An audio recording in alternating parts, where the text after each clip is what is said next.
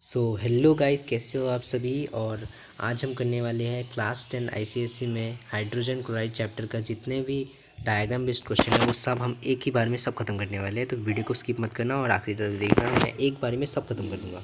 जो पहला डायग्राम आता है सबसे इंपॉर्टेंट, वो आता है laboratory preparation of HCl gas from common salt. ठीक है, तो इसमें जो है पॉइंट्स मैं बोलता रहूँगा वो आप नोट करते रहना, ताकि आपको मतलब आसानी हो बाद में पढ़ने में, रिवाइज करने में। तो जो पहला आता है इधर कॉमन सॉल्ट, इसको मैं पहले प्रोसेस समझा देता हूँ। प्रोसेस ऐसा होता है कि पहले हम जो कॉन्सेंट्रेटेड सल्फ्यूरिक एसिड है डिस्टल फनल में, रुको मैं ब्रश ले लेता हूँ, ब्रश। ओके, जो कॉन्सेंट्रेटेड सल्फ्यूरिक एसिड होता है, देखो इधर कॉन्सेंट्रेटेड होता है हमेशा, इधर कभी भी डाइल्यूट नहीं होता है। ये ड्रॉप बाय ड्रॉप ऐड होता है इधर सोडियम क्लोराइड में, जो इधर है। ठीक है, ड्रॉप बाय ड्रॉप ऐड होता है, उसके बाद इधर मॉइस्ट HCl गैस फॉर्म होता है। मॉइस्ट HCl गैस, याद रहे, मॉइस्ट HCl गैस, ये मॉइस्ट होता है हमेशा, जो इधर फॉर्म होता है उसे मॉइस्ट कहते हैं। ये देखो मॉइस्ट लिखा भी है। उसके बाद ये जो डिलीवरी ट्यूब है इधर से आता हुआ इधर आता है, ये इसे कहते हैं ड्राइंग टावर। ड्राइंग टावर या ड्राइंग फ्लास्क, जो भी तुम बोलो। इधर जो डिलीवरी ट्यूब है ये हमेशा कॉन्सेंट्रेटेड H2SO4 में डिप्ट रहता है। ठीक है, अभी यहाँ कॉन्सेंट्रेटेड सल्फ्यूरिक एसिड का काम क्या है कि ये ड्राइंग एजेंट का काम करता है। ये जो मॉइस्ट HCl गैस है ये इसको ड्राई करता है। ठीक है, उसके बाद इधर ड्राई होने के बाद HCl गैस इस डेरिवेटिव से निकल जाता है। तो इधर क्वेश्चन आता है कि ये जो कॉन्सेंट्रेटेड सल्फ्यूरिक एसिड यूज़ किया गया है ड्राइंग एजेंट की जगह, इधर अगर हम CaO भी ऐड कर सकते थे, वो भी ड्राइंग एजेंट है। तो इसका आंसर ये होगा कि जो HCl गैस है वो CaO मतलब क्विक लाइम के साथ रिएक्ट कर जाता है, इसीलिए वो सुइटेबल ड्राइंग एजेंट नहीं है।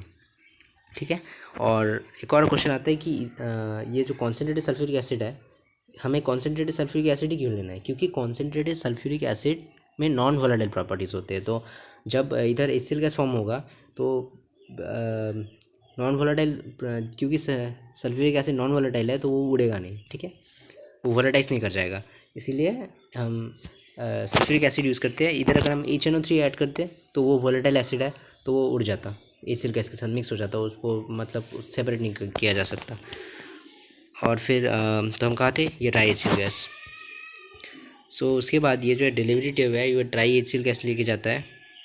ठीक है, इधर इधर से इधर, फिर ये जो ट्यूब है इसे कलेक्शन टावर कहते हैं, या फिर इधर कलेक्शन होता है HCl गैस का। तो इधर आप देख सकते हो जो डिलीवरी ट्यूब है ये नीचे आके मतलब ऐसे रख दिया गया है। तो ऐसा क्योंकि जो है HCl गैस वो हवा से ज़्यादा भारी होता है, एयर से ज़्यादा भारी होता है। तो क्या होता है, जब भी HCl गैस यहाँ पे भर जाता है ना, यहाँ पे भर जाता है तो हवा जो है वो पंप आउट हो जाती है। तो इसे कहते हैं कि HCl gas is collected by downwards displacement, sorry upward displacement of air. Okay, upward displacement of air मतलब एयर को अपवर्ड, ऊपर ऊपर की तरफ धक्का दे के उधर कलेक्ट हो जाता है HCl गैस। ठीक है, तो ये गया पहला एक्सपेरिमेंट। अभी ये एक्सपेरिमेंट में जो है, इस एक्सपेरिमेंट में जो टेम्परेचर है वो हमेशा 200 डिग्री से कम होना चाहिए, या फिर 200 डिग्री के बराबर कहीं पे मतलब होना चाहिए। ठीक है, अगर 200 डिग्री से ज़्यादा हुआ तो क्या होगा कि जो सोडियम उधर जो हमने सोडियम क्लोराइड लिया था कॉमन सॉल्ट, उसमें से सोडियम सल्फेट फॉर्म हो जाएगा। अभी सोडियम सल्फेट क्या होता है, वो एक हार्ड क्रस्ट सब्सटेंस होता है, जो कि वो जो ग्लास सरफेस है ना मतलब फ्लास्क का, उसमें लग जाएगा। तो लग जाएगा तो हीटिंग नहीं होगा, तो मतलब स्टॉप हो जाएगा। और अगर ज़्यादा हीट करेंगे तो ग्लास एपरेटिस भी क्रैक होके टूट सकता है, या फिर फ्यूल का वेस्टेज हो सकता है। तो इसीलिए हम 200 डिग्री से ज़्यादा उसे नहीं कर सकते। ठीक है, या फिर नियरली 200 डिग्री के सेल्सियस के टेम्परेचर पे ही हमें मेंटेन करके रखना पड़ेगा उसको। अभी जो तीसरा एक्सपेरिमेंट आता है, इसमें ये प्रूव किया जाता है कि HCl gas is neither combustible nor a supporter of combustion. मतलब HCl गैस से बर्निंग नहीं हो सकता जैसे ऑक्सीजन में होता है। ठीक है, HCl गैस नहीं होता। तो इसमें हम क्या लेंगे कि ये देखो एक ऐसा अरेंजमेंट ले लेंगे हम। ओके, ऐसा एक अरेंजमेंट ले लेंगे हम।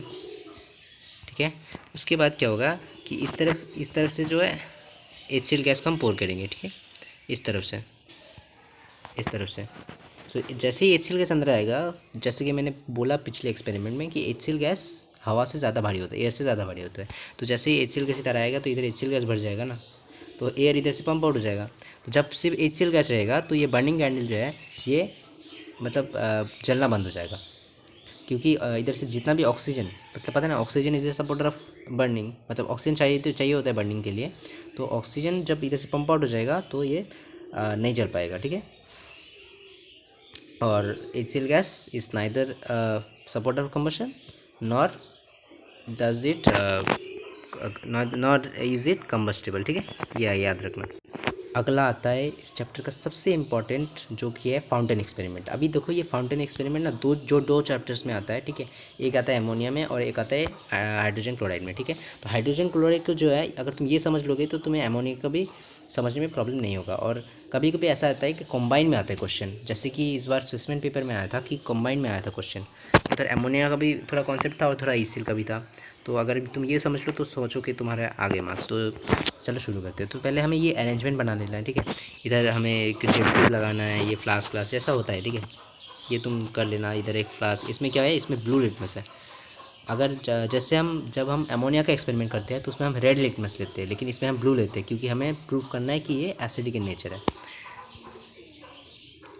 तो शुरू करते हैं। सबसे पहले क्या होगा कि हम ये जो ड्रॉपर कंटेनिंग वाटर है, ठीक है, ऊपर HCl गैस है, नीचे ड्रॉपर कंटेनिंग वाटर है। जैसे हम ये ड्रॉपर को जब दबाएंगे ना, हम ये जो ड्रॉपर है इसको जब से हम थोड़ा सा दबाएंगे तो इधर से थोड़ा सा पानी निकलेगा।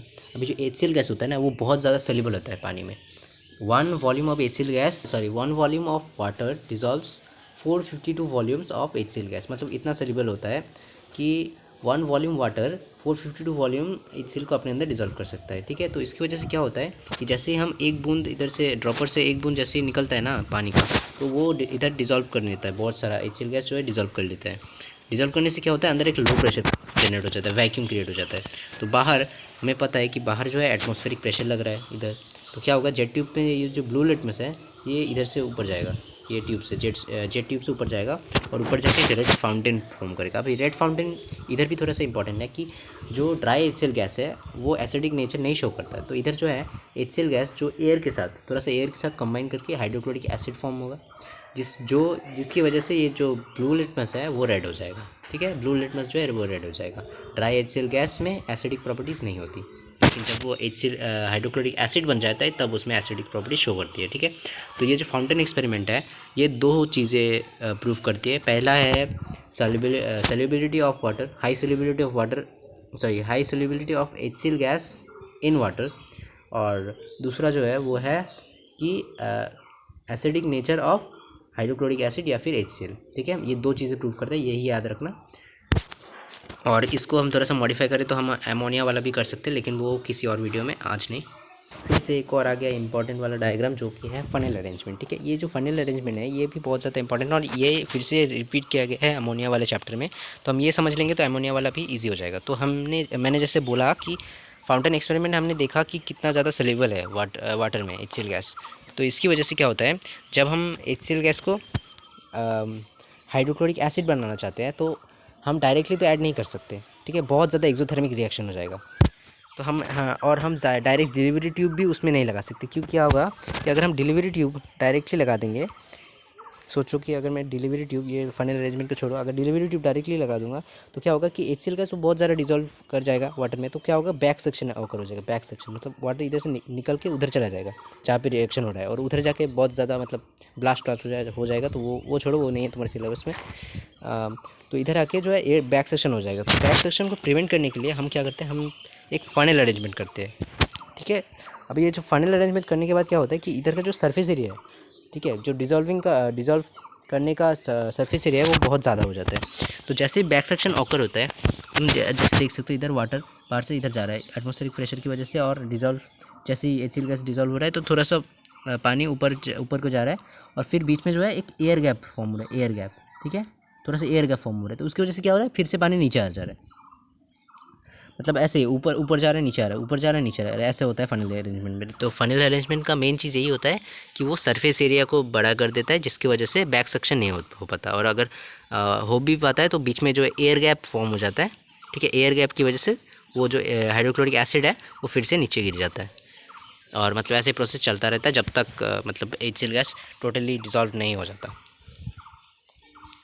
सो आज के लिए बस इतना ही, और अगर आपको कुछ भी डाउट हो तो आप कमेंट में पूछ सकते हैं, मैं उसका रिप्लाई ज़रूर दूंगा।